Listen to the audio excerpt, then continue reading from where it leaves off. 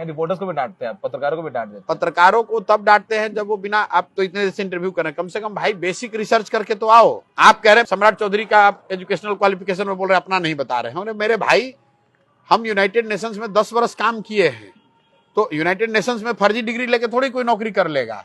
और सम्राट चौधरी के एजुकेशनल क्वालिफिकेशन से अगर आप मेरी तुलना कर रहे हैं तो आप धन्य हैं प्रभु, आपकी पत्रकारिता का और आपकी विद्वता को नमस्कार करता हूं।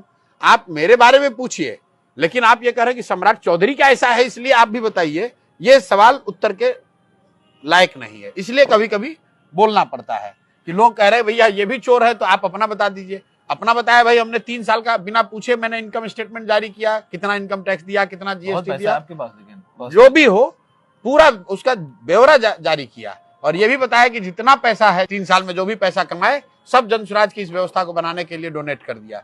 इसके बावजूद आप मेरी तुलना कर रहे हैं ऐसे लोगों से जो बिहार को गिद्ध की तरह नोच रहे हैं। अरे हम बिहार में कुछ कर पाए या न कर पाए, हम लोग बिहार को कुछ देने आए हैं, यहाँ से कुछ लेने नहीं आए हैं। अपना जीवन में जो कुछ भी है, शरीर, संसाधन, बुद्धि, सब कुछ दांव पर लगाया है बिहार को सुधारने के लिए, कुछ लेने नहीं आए हैं। और आप पत्रकार हो सकते हैं, लेकिन आप भी कम से कम व्यक्ति तो हैं, ह्यूमन बीइंग तो हैं। इतनी संवेदना तो रखो कि भाई कोई आदमी प्रयास कर रहा है, आपका ये आकलन हो सकता है कि हम सफल ना हो, हाँ। लेकिन इतनी संवेदना तो आपकी होनी चाहिए। और अगर नहीं है, हमारे प्रति ना हो, कम से कम बिहार के लोगों के प्रति तो होनी चाहिए कि देश का सबसे गरीब और पिछड़ा राज्य बिहार, वहां अगर कोई प्रयास कर रहा है, कम से कम उसका हौसला अफजाई नहीं कर रहे हो, मदद नहीं कर रहे हो, उसका टांग क्यों खींच रहे हो? इतनी सी बात है। स्कूल का बस्ता छाप पर बटन दबाएं, जन स्वराज को विजयी बनाएं।